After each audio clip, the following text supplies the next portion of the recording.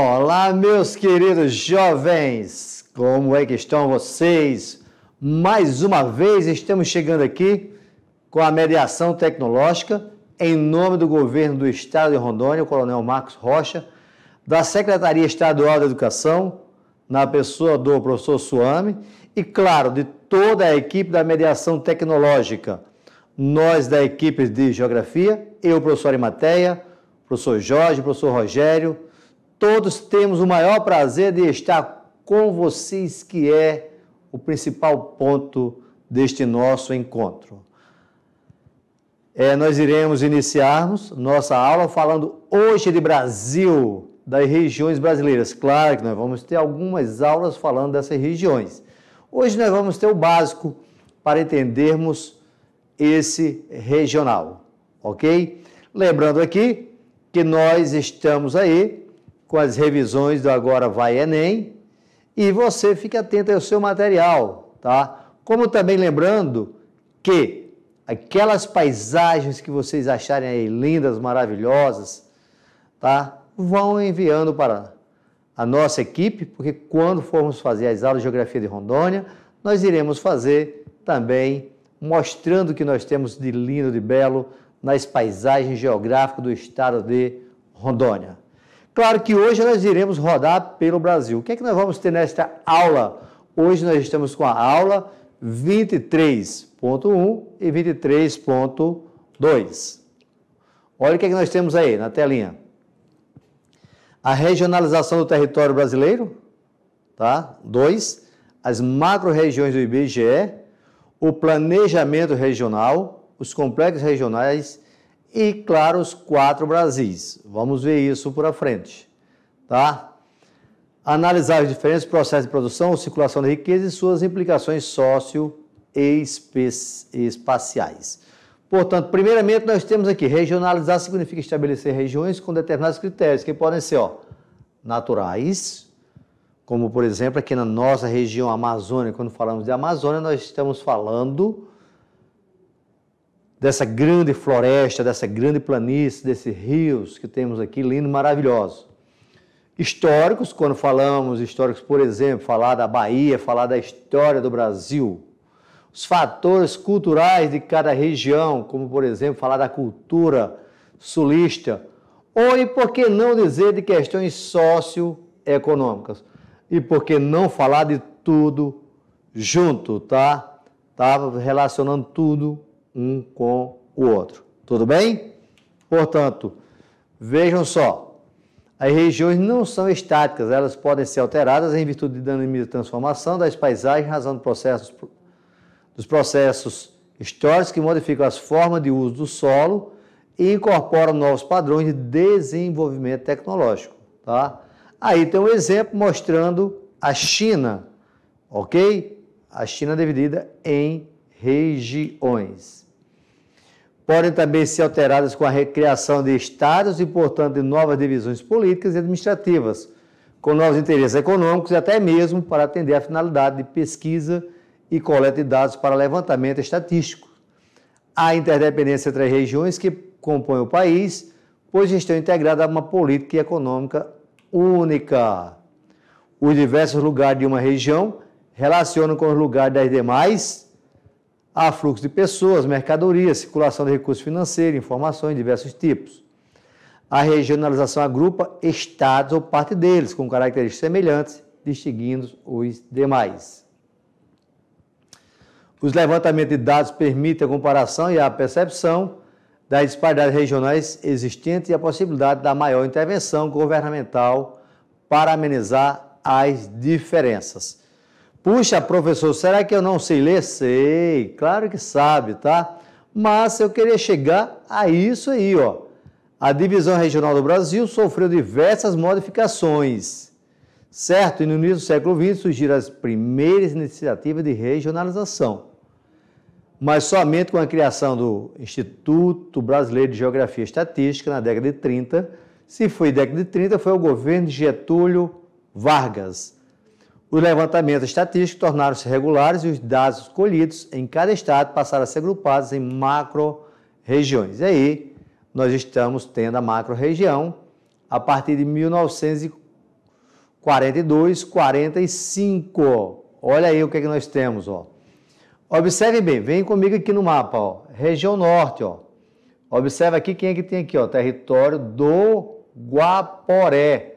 Portanto, em 1943 foi criado o Território Federal do Guaporé, desmembrado do estado do Amazonas e do estado do Mato Grosso.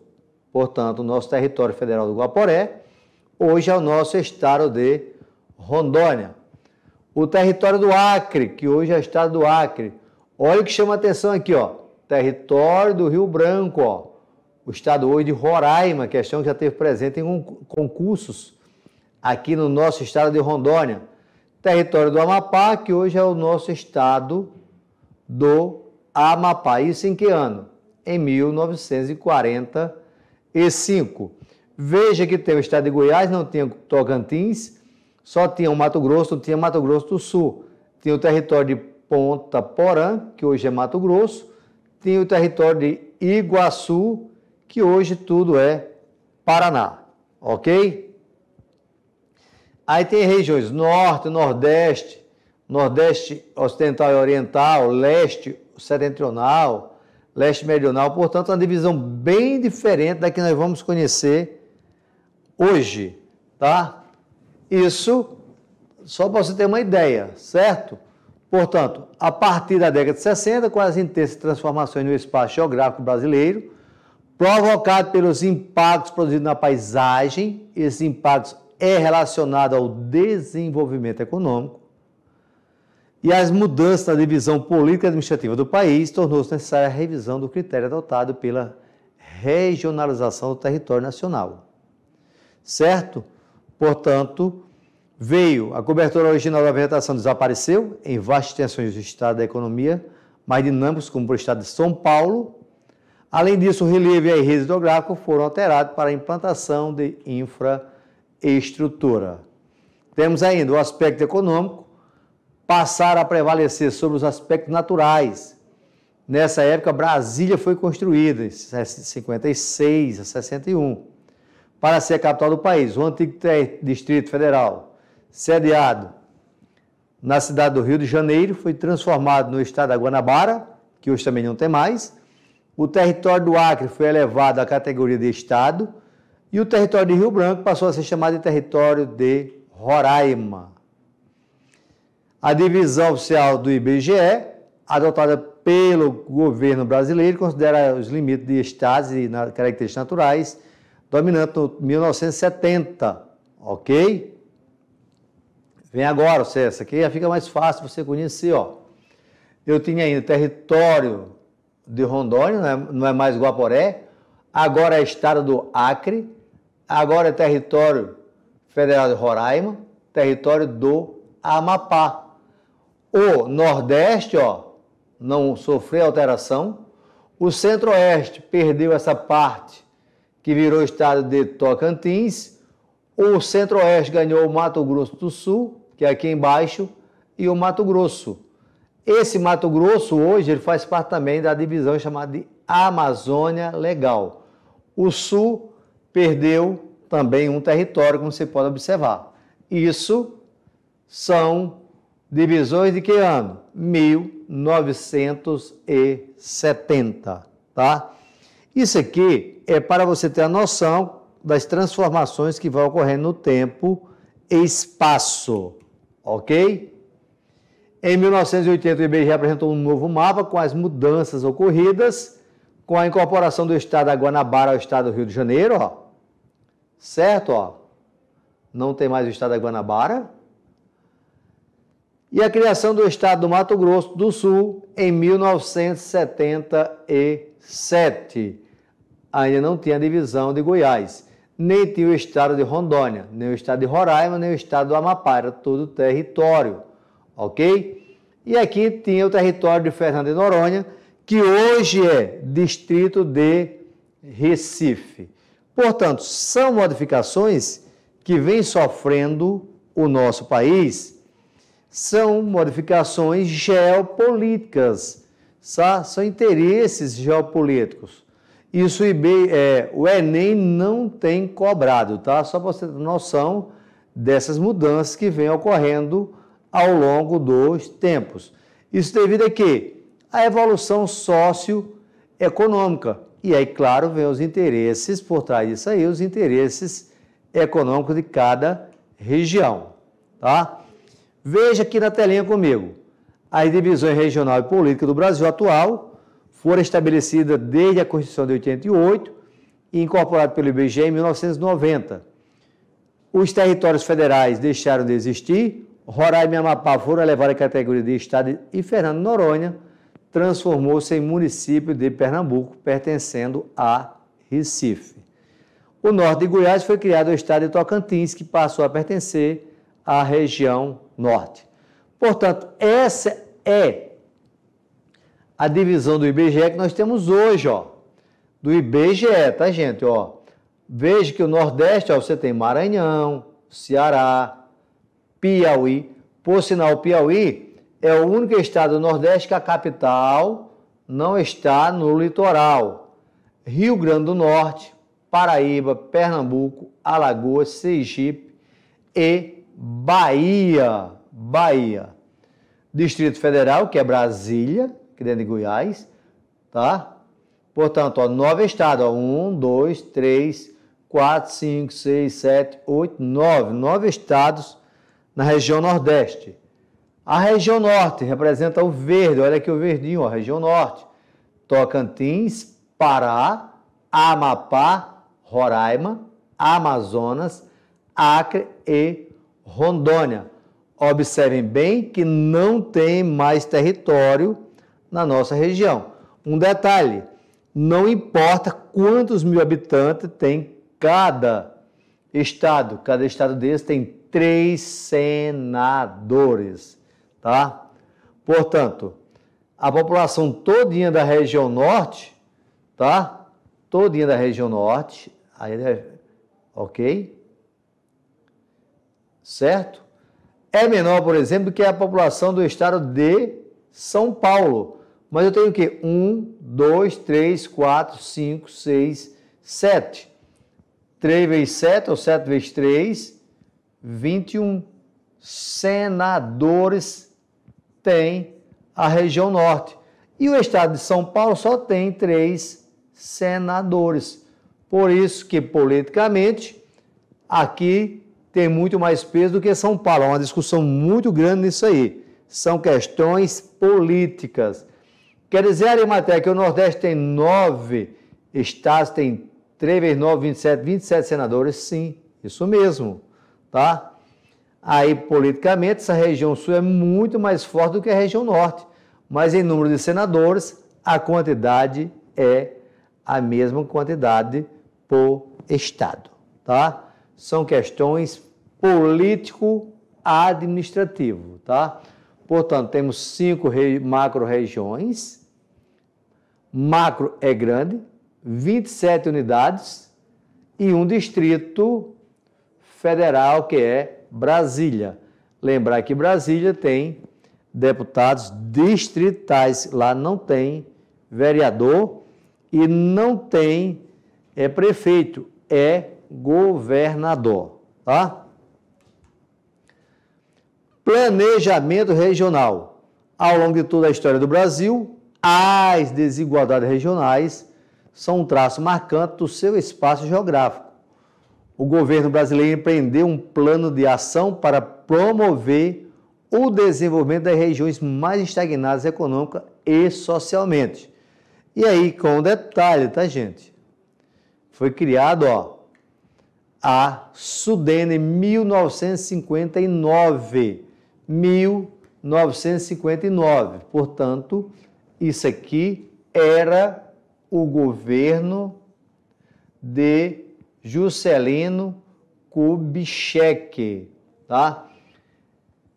E era ministro da Fazenda naquele momento o Celso Furtado. Portanto, a primeira área de ser estudada, tá, foi o Nordeste. Portanto, essa SUDENE ainda existe até hoje.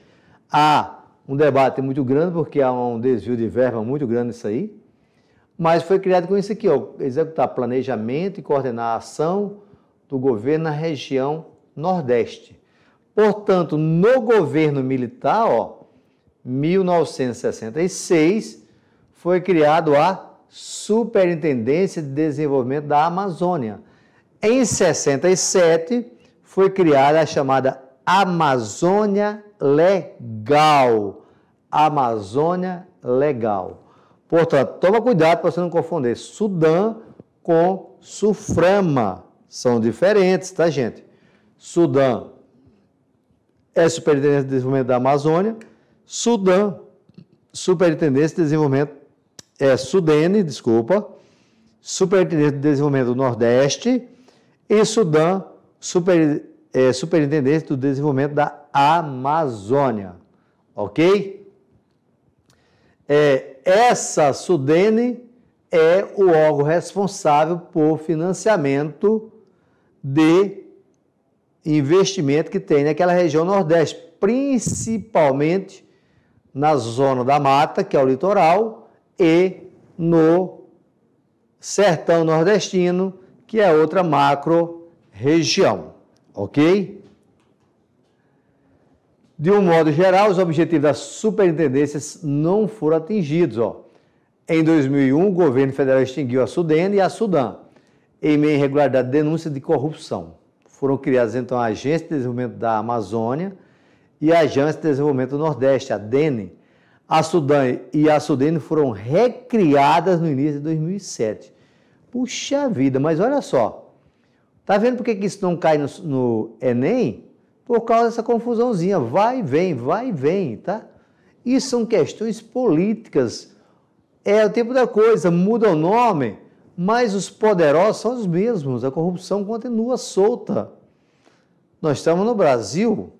O Brasil é um país que um dos fatores bem preponderantes que o Brasil é conhecido no cenário internacional está relacionado justamente a essa questão que ocorre relacionado ao desvio de verba, que é corrupção, tá? Os complexos regionais. A regionalização do Brasil por complexos regionais foi proposta em 1967 pelo geógrafo Pedro Pinchas Gleiser. Os complexos regionais são Amazônia, Nordeste e Centro-Sul. Essa regionalização considera a formação histórica e econômica do Brasil e a modernização econômica em curso desde a década de 60, que se manifestou nos espaços urbano e rural. Ok? Diferentemente das outras divisões regionais, ela não acompanha os limites entre os estados. É uma região e parte entre outra. O norte de Minas, por exemplo, que apresenta características naturais e socioeconômicas iguais ao do sertão nordestino, aparece integrada à região Nordeste. Tá aí, ó. Vejam bem, tá? Como é que tá levando, certo, ó?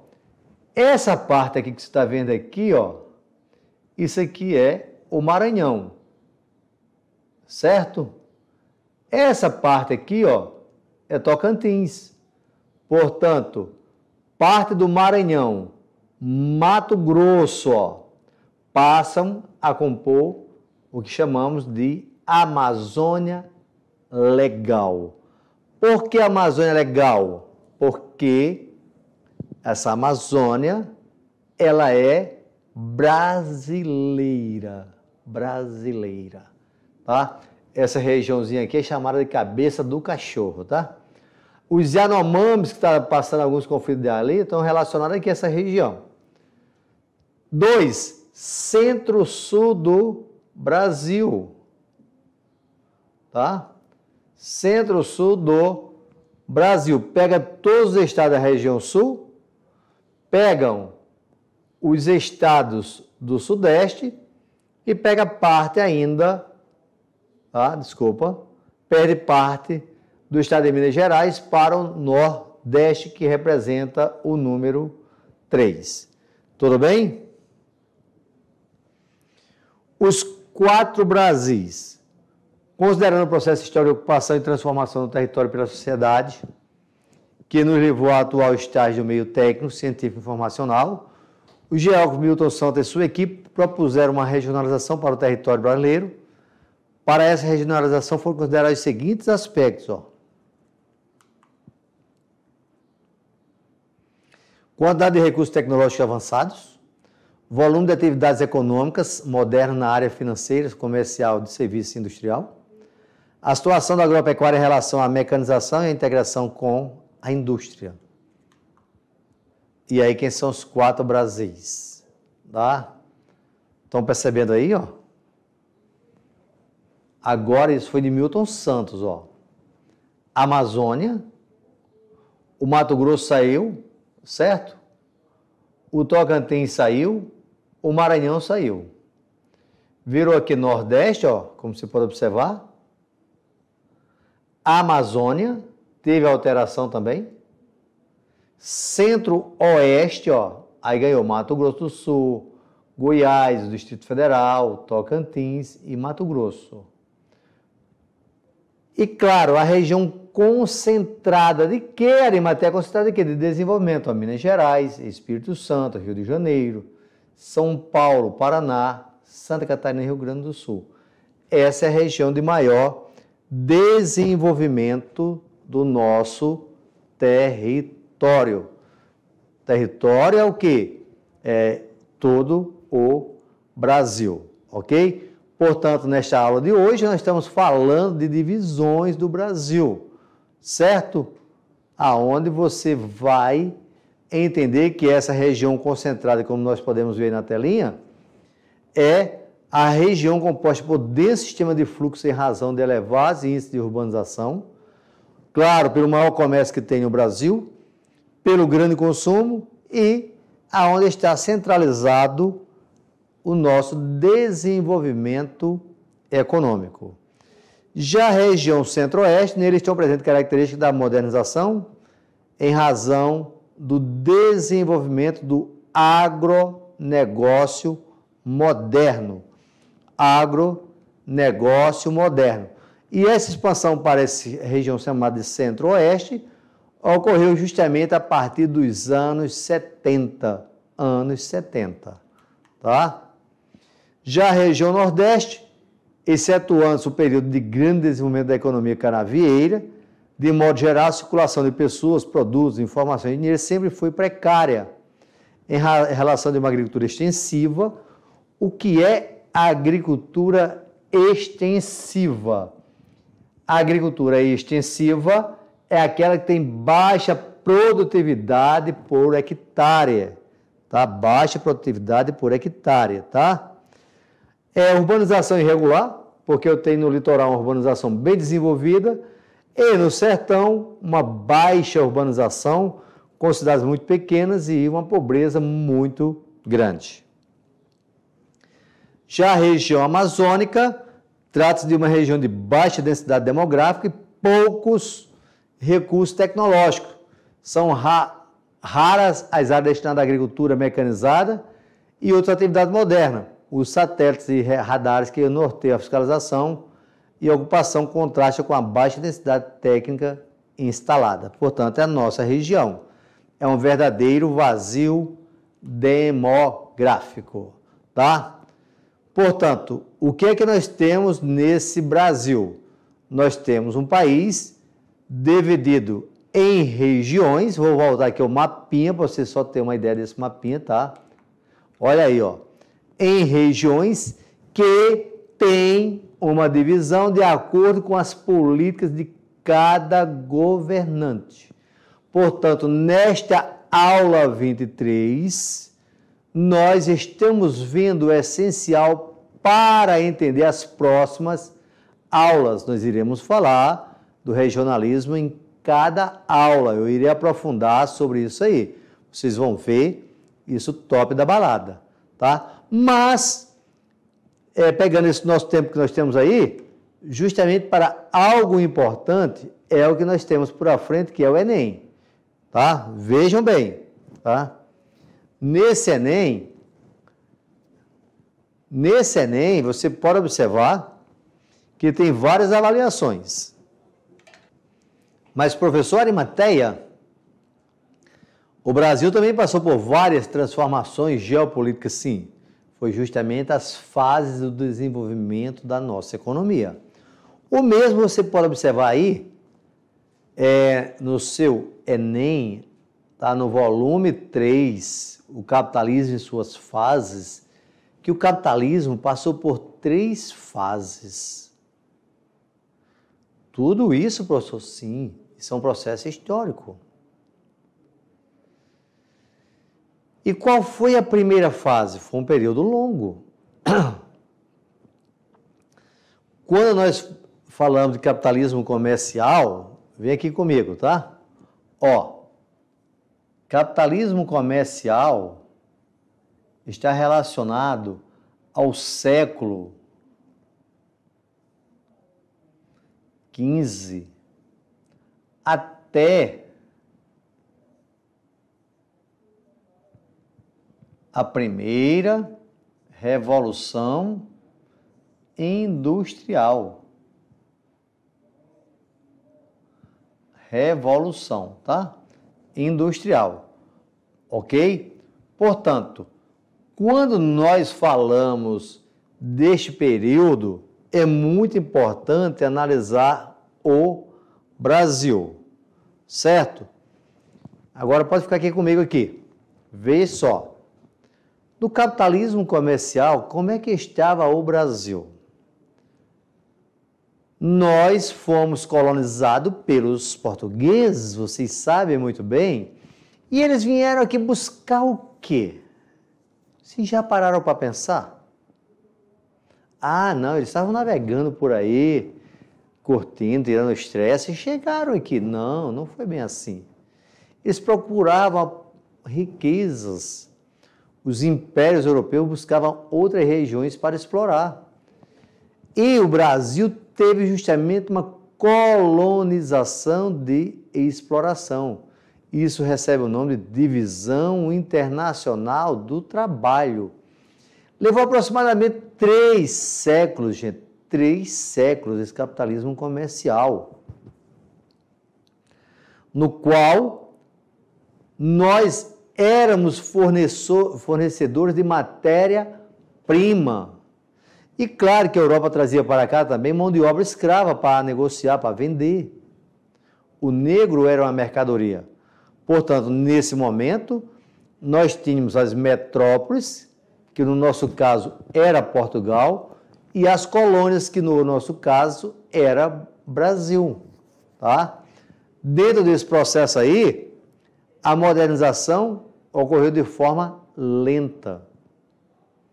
E aí, claro, lá na Europa, houve uma evolução do capitalismo. Aqueles artesãos contribuíram para o enriquecimento de determinadas pessoas. E na Inglaterra, que você estuda isso muito bem em história, passou por uma transformação, por uma revolução. E os empresários, vamos trabalhar com a linguagem de hoje, os empresários, com a grana, começaram em novos tipos de produções. Portanto, nós saímos de uma produção artesanal para uma manufatura, onde o homem começou a usar a máquina. De 1850 aproximadamente até 1950, aí nós já vamos ter a segunda revolução industrial. Portanto, a primeira revolução industrial foi aquela do motor a explosão, tá?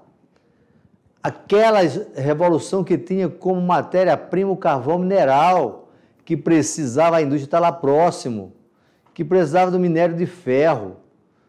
Mas, nesse momento, já teve uma grande saída do homem do campo para a cidade, o que nós chamamos de urbanização. Portanto, a urbanização é fruto da Revolução Industrial, ok?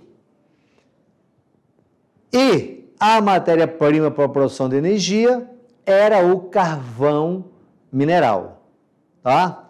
E essas primeiras transformações começaram aonde? Na Europa. E nós tínhamos 2 tipos de colônias. as colônias de povoamento, como foi os Estados Unidos e o Canadá, que os europeus foram para lá para morar, e aquelas colônias que eles foram para buscar riquezas, como foi o caso da América Latina, tá? E aí vamos ter agora o que? O capitalismo industrial. Vejam bem aí na telinha. Quando nós falamos de capitalismo industrial, nós estamos falando já de um período que vem do século XIX, a metade, até Segunda Guerra Mundial. Nesse momento aqui, dominava tudo o chamado liberalismo econômico. Liberalismo.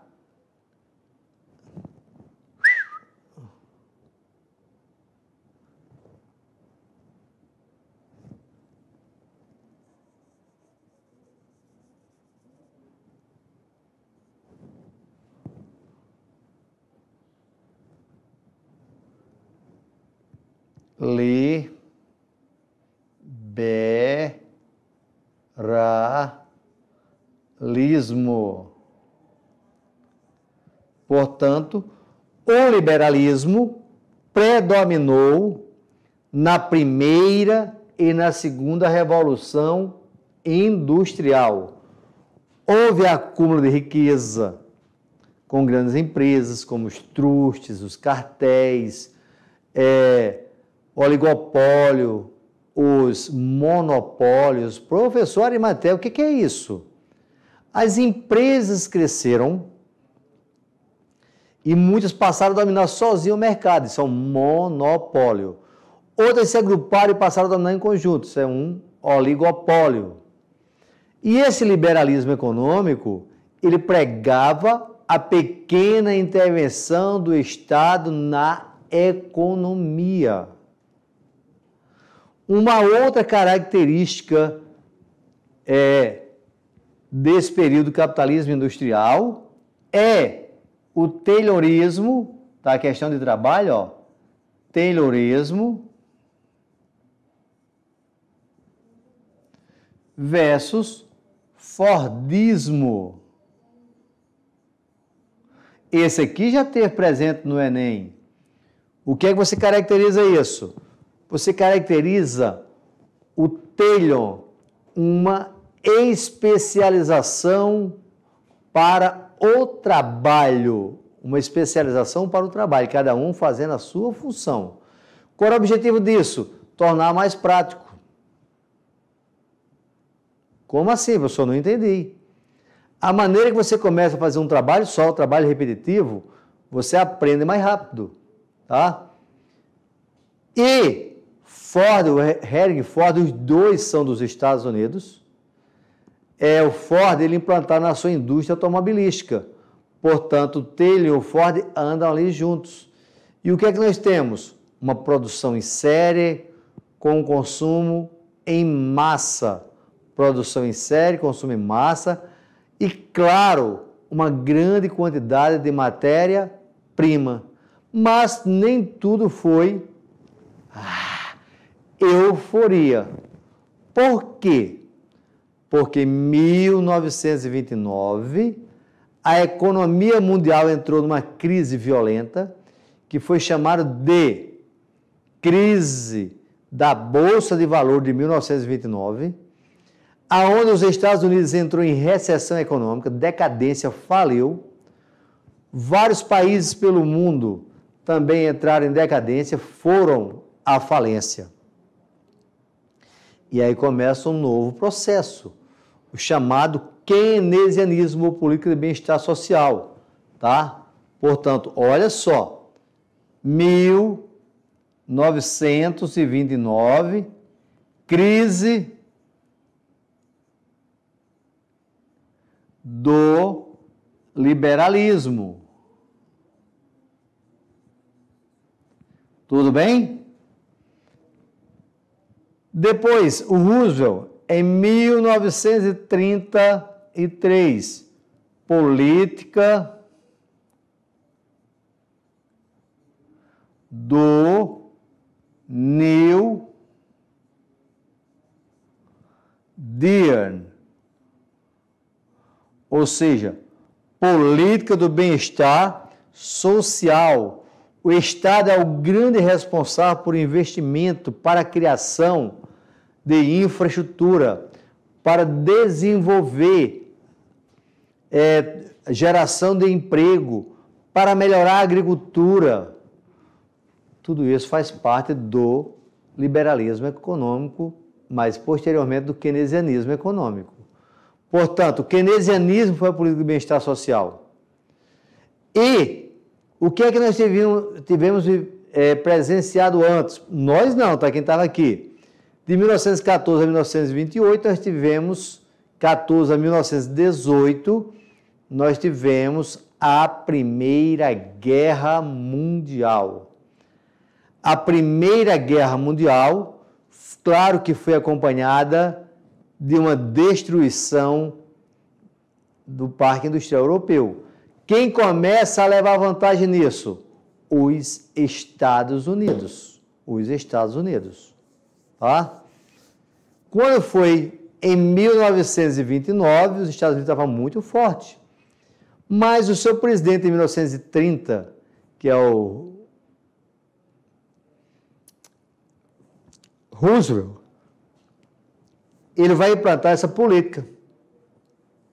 Política do bem-estar social, de geração de emprego, de assistência social, como é a aposentadoria por tempo de serviço, desemprego, salário por desemprego, uma série de fatores. O que ele quis aquecer? A economia.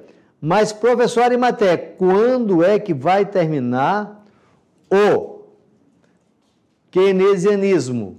Nos anos 70. Nos anos 70. Provocado por quê? Por uma crise do petróleo, guerra entre Israel e palestinos, os árabes.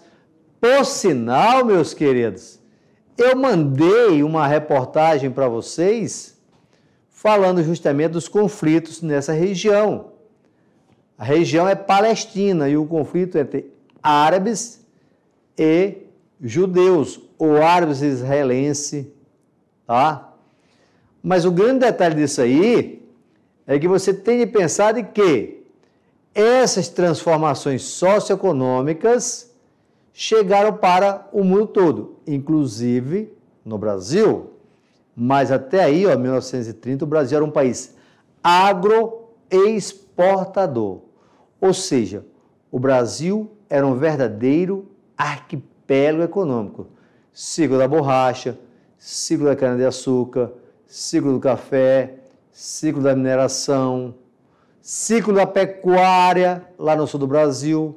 Portanto, o Brasil passou por grandes transformações socioeconômicas nos últimos 50 anos, 60, 70 anos, tá?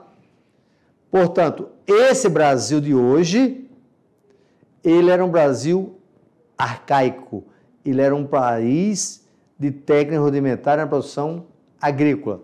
Veio o capitalismo, por isso que a nossa industrialização é chamada de tardia ou recente, porque até aí, o Brasil não tinha destaque no cenário internacional. Foi com o capitalismo financeiro que o Brasil começou a crescer. O capitalismo financeiro, eu irei falar mais para vocês na próxima aula. Nós iremos encerrar aqui o nosso trabalho, porque chega o tempo, né? Nós trabalhamos no sistema do Fordismo, a cada tempo para, e aí segue a produção em série. Mas, meus queridos, é um prazer muito, mas muito grande estar com vocês. E, claro, teve dúvida? Pergunta para o Ari. Que Deus abençoe cada um de vocês. Tenham todos uma aula muito boa e até o próximo encontro.